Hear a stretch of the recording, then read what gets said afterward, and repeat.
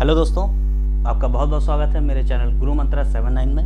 मैं प्रभात चंद। आज जो है हम आपको जो है लास्ट हमने जो ख़त्म किया था वो था बंग भंग आंदोलन या बंगाल विभाजन।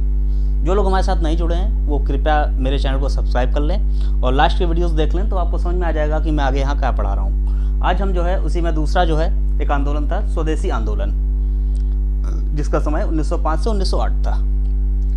अब बात करते हैं स्वदेशी आंदोलन क्या है। जैसे कि नाम से ही पता है, स्वदेशी मतलब ऐसी कोई भी चीज़ जो हमारे यहाँ बन रही है, हमारी ओरिजिनल है, चाहे वो कोई उपन्यास हो, साहित्य हो, कला हो, या कोई भी ऐसा उत्पाद जो हमारे यहाँ पैदा हो रहा हो, कोई उत्पादन में हमारे यहाँ हो रहा हो, तो वो अगर हमारे देश का है तो उसको हम स्वदेशी बोलते हैं, स्वदेशी।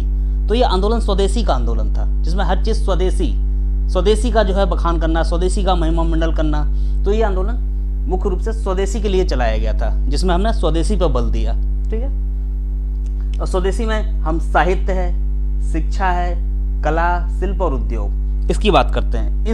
इन सभी को आगे बढ़ाया गया स्वदेशी आंदोलन में। अब इसके कारण, उदय के कारण क्या थे कि ये इसको मतलब क्या जरूरत पड़ गई कि हमें स्वदेशी आंदोलन चलाना पड़ा। तो इसके जो तत्कालिक कारण तो वही कलकत्ता विभाजन था, बंग आंदोलन 1905 में जो हुआ था, पिछले वीडियो में बताया था मैंने, ये उसका तत्कालिक कारण था। और क्या कारण थे इसके एस्पेक्ट? एक था सरकार के कुछ ऐसे प्रतिक्रियावादी कानून, जैसे लास्ट वाले में भी मैंने पढ़ाया था, लास्ट वीडियो में। एक था कलकत्ता नगर निगम अधिनियम। इसमें जो है इसके माध्यम से सरकार ने क्या किया, कलकत्ता नगर निगम में अपना हिस्सेदारी, अपना प्रतिभाग बढ़ाया। ठीक है, तो जिससे भी लोगों को काफ़ी क्रुद्ध हुए। एक था विश्वविद्यालय अधिनियम। इसके द्वारा विश्वविद्यालय पर अंकुश लगाने की कोशिश की गई। एक और था official secret act. Official secret के द्वारा समाचार पत्रों पर रोक लगाई, समाचार पत्रों पर अंकुश लगाने की कोशिश की गई। तो ये सरकार के कुछ ऐसे प्रतिक्रियावादी कानून थे उस समय, जिसपे लोगों ने काफ़ी जो है इसकी खिलाफत की, काफ़ी इसका विरोध हुआ। और एक इसका आर्थिक कारण अगर देखा जाए, आर्थिक कारण क्या था, तो आर्थिक कारण में वही उस समय बेरोजगारी थी, भुखमरी थी, प्लेग, तो इन सब चीज़ों से, और सरकार बहुत अपना खर्च कर रही थी दूसरे कामों पर, तो इन सब चीज़ों को भी लेके एक जनमानस में इसके प्रति एक विद्रोह थोड़ा सा उत्पन्न हुआ। तो इन्हीं सभी चीज़ों के व्यक्ति के रूप में मुख्यतः तो बंगाल जो विभाजन हुआ था उसकी वजह से इन लोगों ने मिलकर जो है स्वदेशी आंदोलन चलाने की वकालत की सभी ने। ठीक है, अब इसकी देखते हैं, इसकी स्वदेशी आंदोलन की अभिव्यक्ति क्या थी। अभिव्यक्ति मतलब ऐसे कौन कौन से कार्य किए गए इस आंदोलन में। तो सबसे पहले हम बात करते हैं शिक्षा के क्षेत्र में, कि शिक्षा के क्षेत्र में इन्होंने स्वदेशी शिक्षा की बात करते हैं।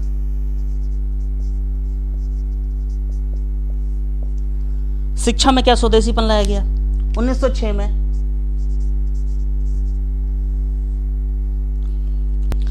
1906 में बंगाल नेशनल कॉलेज की स्थापना की गई, जिसके प्रथम जो प्रधानाचार्य कह लीजिए वो थे अरविंद घोष। इस नाम से तो बहुत परिचित होंगे आप सभी लोग, अरविंद घोष। पिछले बंगाल विभाजन में मैंने काफ़ी इनका जोर शोर से वो किया गया था। अरविंद ये इसके पहले प्रधानाचार्य बने बंगाल नेशनल कॉलेज के। और 1906 में ही राष्ट्रीय शिक्षा परिषद,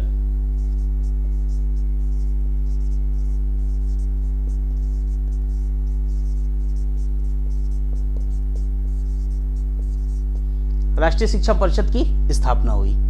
इस परिषद का क्या काम था? इस परिषद का मुख्य कार्य था कि अपनी राष्ट्रभाषा, जो हमारी मातृभाषा राष्ट्रभाषा थी, उसमें जो है शिक्षा को बढ़ावा देना, कि अपनी जो मातृभाषा है ना उसके द्वारा ज़्यादा से ज़्यादा शिक्षा का प्रसार किया जा सके, वरन इंग्लिश भाषा में या किसी दूसरी भाषा में। ठीक है, इसके बाद और क्या हुआ कि जो है तकनीकी शिक्षा के लिए छात्रों को जापान भेजा गया। जापान। तो सबसे पहले जो योगेश चंद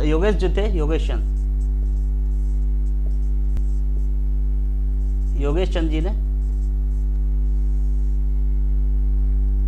लोगों को जापान भेजा, किस लिए? तकनीकी शिक्षा के लिए। ठीक है, इसके बाद और क्या कार्य हुए? ये शिक्षा के थे। अब इसके बाद बात करते हैं हम साहित्य की, कि साहित्य में हमारे और क्या कार्य हुए।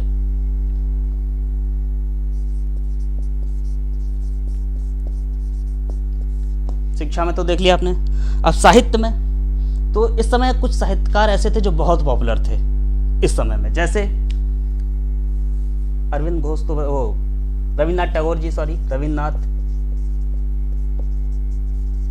टैगोर, मुंशी प्रेमचंद,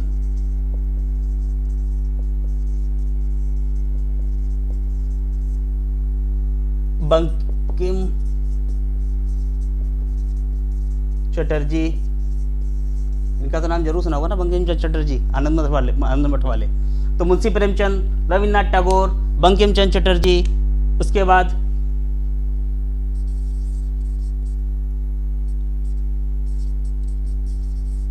कृष्ण मित्र जी, ये सारे काफी लोग पॉपुलर हुए। इन लोगों ने कई ऐसी रचनाएं की, कई ऐसे उपन्यास लिखे जिसमें अपनी मातृभूमि, अपनी स्वदेशी चीजों का ज्यादा बखान किया इन लोगों ने। ठीक है, उसी समय जो है रविन्द्रनाथ टैगोर जी ने एक उपन्यास लिखा, उसका नाम गोरा था, गोरा नाम से एक उपन्यास लिखा जो काफी पॉपुलर हुआ, काफी जो है उस समय काफी ज्यादा चर्चा में था। और इन्हीं ने एक गीत भी लिखा, अमार सोनार बांग्ला, अमार सोनार बांग्ला। ये अमार सोनार बांग्ला ध्यान रखिएगा, अमार सोनार बांग्ला 1971 में बांग्लादेश का राष्ट्रीय गीत भी बना आगे चलकर। ठीक है, तो ये बांग्लादेश का जो राष्ट्रीय गीत है, अब समझ लीजिए कि अपने रविन्द्रनाथ टैगोर जी ने ही लिखा था, काफी चला। कुछ नाटक थे, कुछ नाटक जो है लोग क्षेत्रीय भाषा में कुछ लोकल नाटक थे, जैसे ठाकुर मार झोली,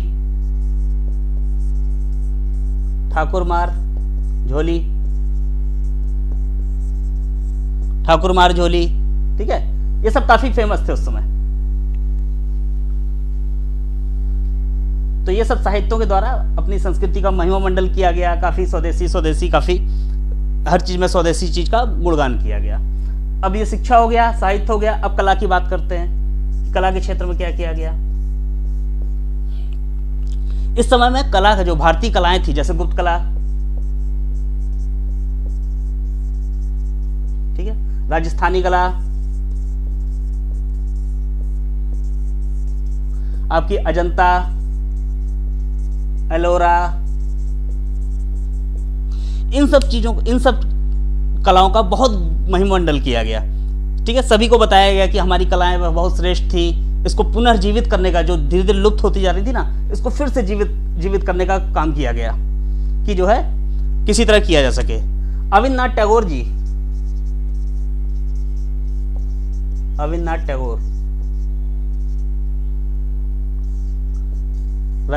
नहीं कह रहा हूं, रविन्द्रनाथ टैगोर, ध्यान दीजिएगा, ठीक है ना।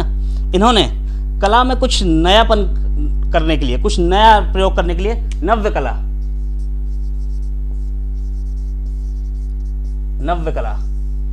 की स्थापना की।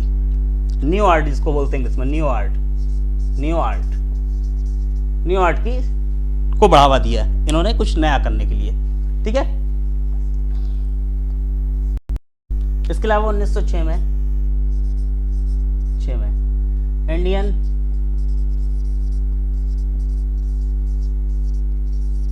सोसाइटी ऑफ ओरिएंटल आर्ट, इसकी स्थापना हुई। ठीक है, Indian society of oriental art. ठीक है, इसकी जो है प्रथम छात्रवृत्ति नंदलाल घोष को दी गई। किसको?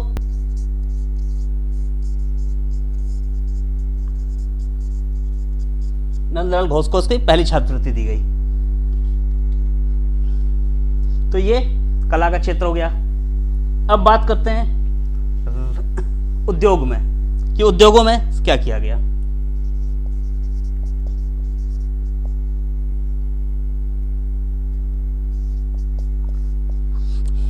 उद्योग के क्षेत्र में एक पीसी रॉय उद्योगपति थे उस समय के, पीसी रॉय। इन्होंने सर्वप्रथम एक केमिकल फैक्ट्री लगाई। ठीक है,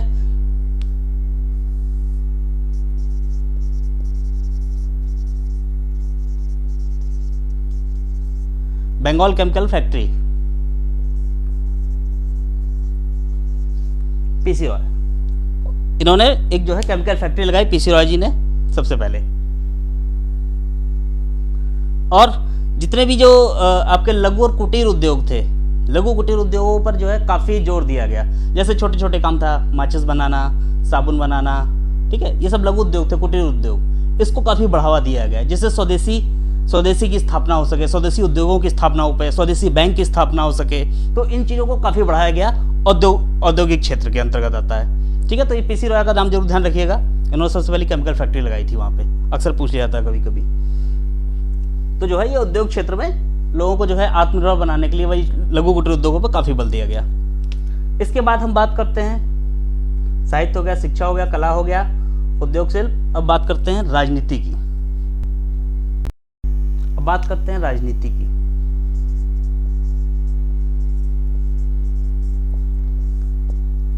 अब राजनीति में स्वदेशी कैसे आ सकती है भाई? ये सब तो चलो उद्योग थे, से क्षेत्र थे, शिक्षा थे, हो गया।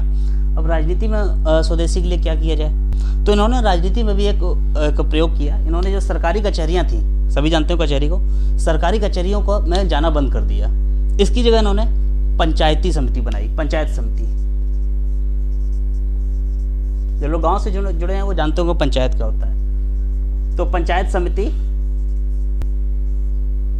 इन्होंने इसका गठन किया कि अपने मामले जो भी हैं, जैसे भी हों, हम कचहरी नहीं जाएंगे, अपनी लोकल जो स्वदेशी पंचायती व्यवस्था में जो है अपना निपटा लेंगे मामला। तो इन्होंने इस चीज़ पे भी जोर दिया। स्थानीय स्तर पर कई समितियों का कई जो है स्वयंसेवी समितियों का गठन किया स्थानीय स्तर पर। ठीक है, स्थानीय स्तर पर स्वयंसेवी समितियां बनाई। ठीक है, कई स्थानीय स्तर पर स्वयंसेवी समिति बनाई, जो है आपके जो भी मैटर होते थे वहां लेके जाइए, तो ये आपस में इसको सुलझाने की कोशिश करती थी।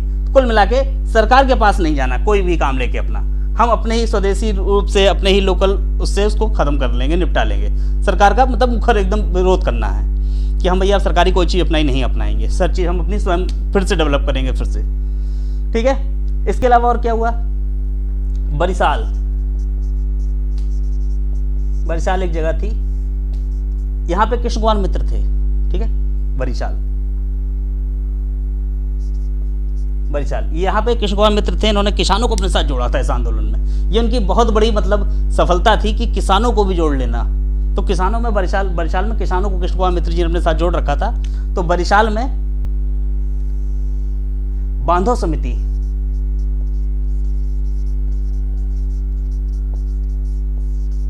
इन्होंने बांधो समिति का निर्माण किया, जो काफी चर्चित रही उस समय अपने रूप में। तो बरिशाल में बांधो समिति जो काफी चर्चा में थी, इसका गठन किया किसने?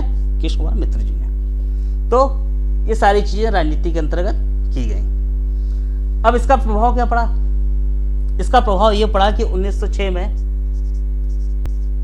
जो कांग्रेस की जो सालाना मीटिंग होती है ना, कांग्रेस का अधिवेशन होता था हर साल, तो 1906 में जो कांग्रेस का अधिवेशन हुआ उसमें कांग्रेस पर इस आंदोलन को लेकर काफी दबाव पड़ा। तो बड़ी उसमें दबाव में आकर इनको चार प्रस्ताव पास करने पड़े, जिसमें पहला क्या था? बहिष्कार। भाई बता ना, दूसरा उग्रवादी चरण आ गया, तो पहले बहिष्कार नहीं करते थे तो उनको करना पड़ा इसका। दूसरा स्वशासन, इनको स्वशासन की भी मांग माननी पड़ी, स्वशासन के लिए। तीसरा क्या था? स्वदेशी। ठीक है, स्वदेशी चल ही रहा है। इसका राष्ट्रीय शिक्षा,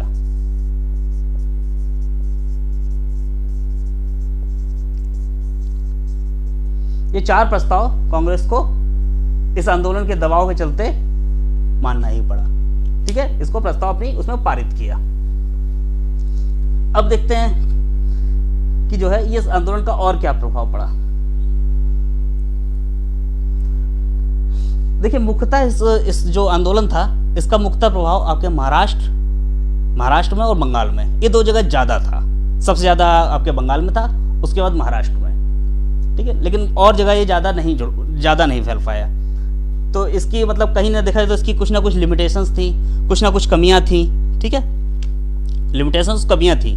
तो इस वजह से क्या धीरे धीरे चल के आंदोलन थोड़ा कमजोर हो गया और धीरे धीरे समाप्त हो गया। लगभग 2.5 वर्षों तक ये आंदोलन चला, लेकिन लिमिटेशन और कुछ कमजोरियां, कुछ उसकी सीमाएं थी, इस वजह से वो आगे नहीं बढ़ पाया। अब वो हम देखते हैं उसकी क्या सीमाएं थी, उसके क्या नकारात्मक पहलू रहे, इस आंदोलन के क्या सकारात्मक पहलू रहे, ये हम जानने की कोशिश करते हैं। अब सकारात्मक की बात करते हैं। सबसे पहले सकारात्मक क्या हुआ?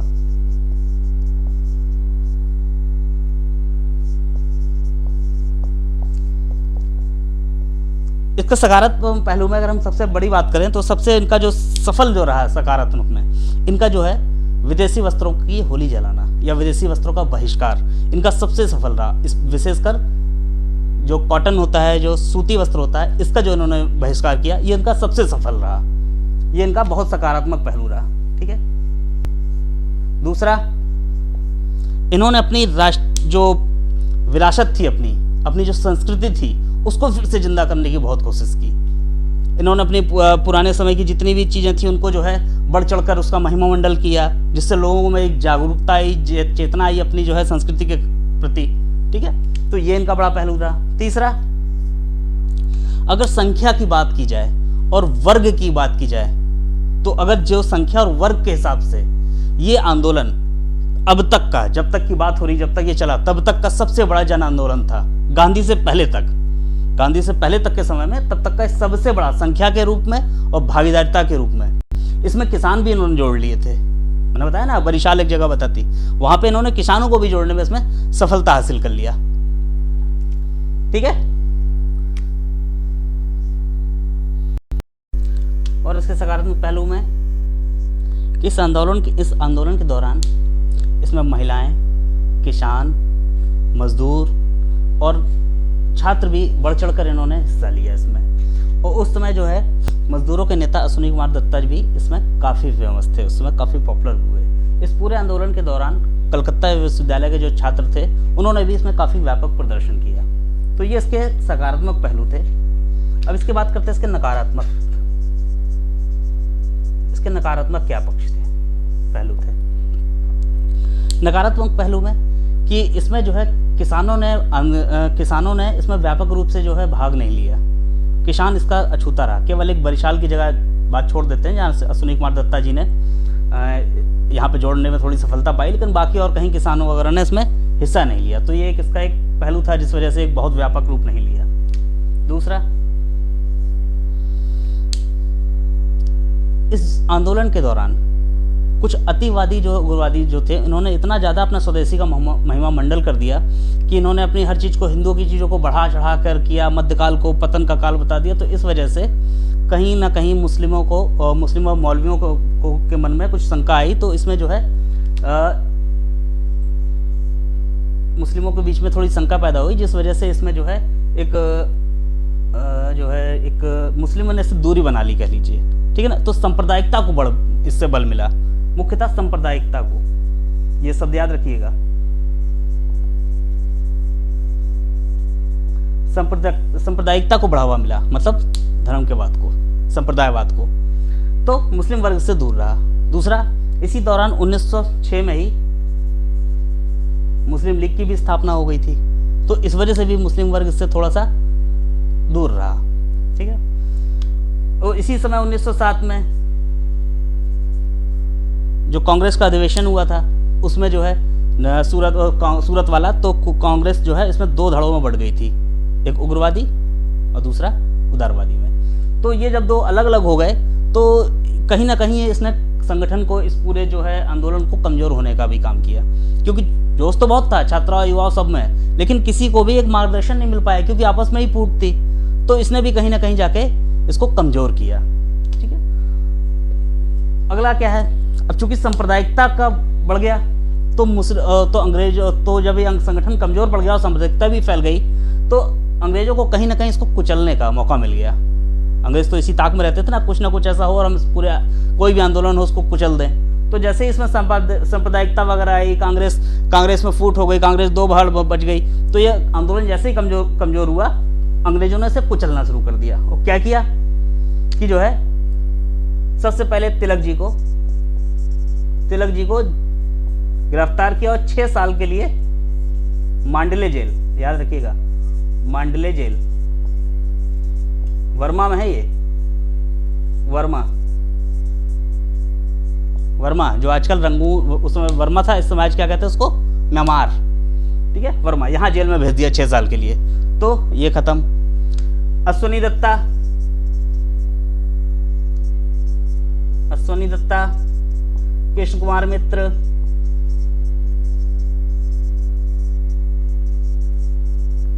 इनको गिरफ्तार कर लिया, तो 2 नेता खत्म हुए। लाला लाजपत राय जो थे,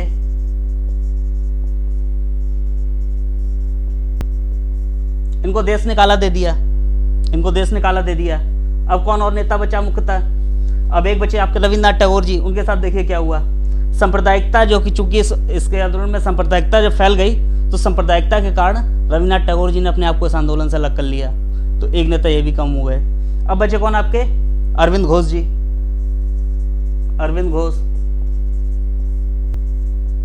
इन्होंने पौंडीचेरी में संन्यास ले लिया।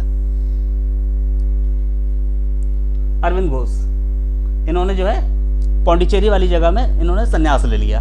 इस राजनीतिक जीवन से, सभी चीज़ों से संन्यास ले लिया। अलीपुर एक षड्यंत्र केस था, उसमें पुलिस ने इतना परेशान किया, इतना ट्रायल लिया कि इस वजह से इन्होंने दुखी होकर संन्यास ले लिया इस चीज़ से। तो अरविंद घोष जी भी खत्म। एक बचे आपके जो पाल में, वो जो लाल बाल पाल में से जो पाल, तीसरे जो पाल बचे थे, वो भी निष्क्रिय हो गए। जब सारे नेता पकड़े गए, किसी को देश निकाला दे दिया गया वो, तो लास्ट में इन्होंने सरेंडर कर दिया, ये भी जो है निष्क्रिय हो गए। तो इस वजह से ये सारा इसका लाभ उठाकर अंग्रेजों ने इस तरह से सारा का सारा आंदोलन कुचल दिया।